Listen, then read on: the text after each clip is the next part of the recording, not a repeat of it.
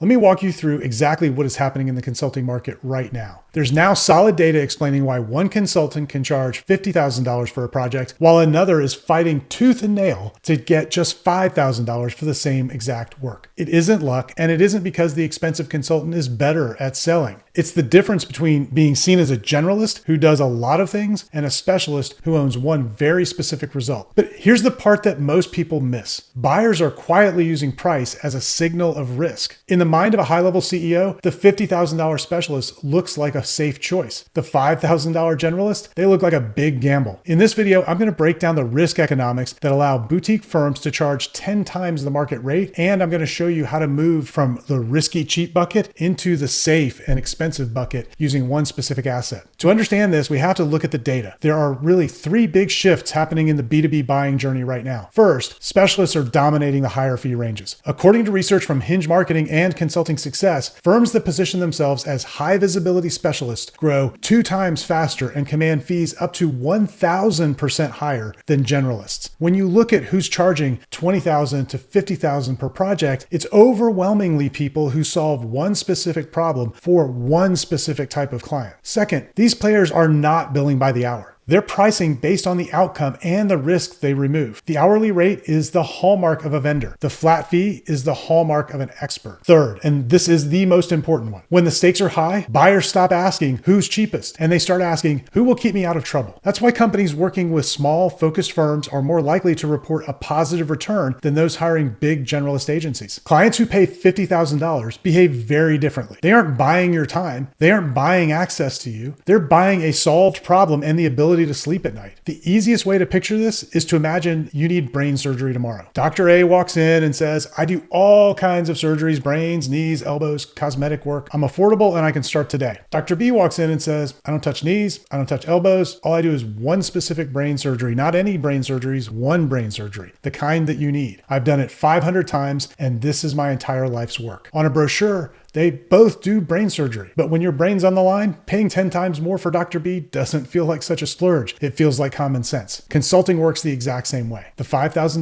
generalist says, I can probably help with that. The $50,000 specialist says, I've seen this exact problem 50 times. I know exactly where the landmines are and I know what to do. So let's talk about how this actually changes for you and for your business model. We've seen this movie in other industries for a long time. For years, corporate buyers said, nobody gets fired for buying IBM. They paid a massive premium. Why?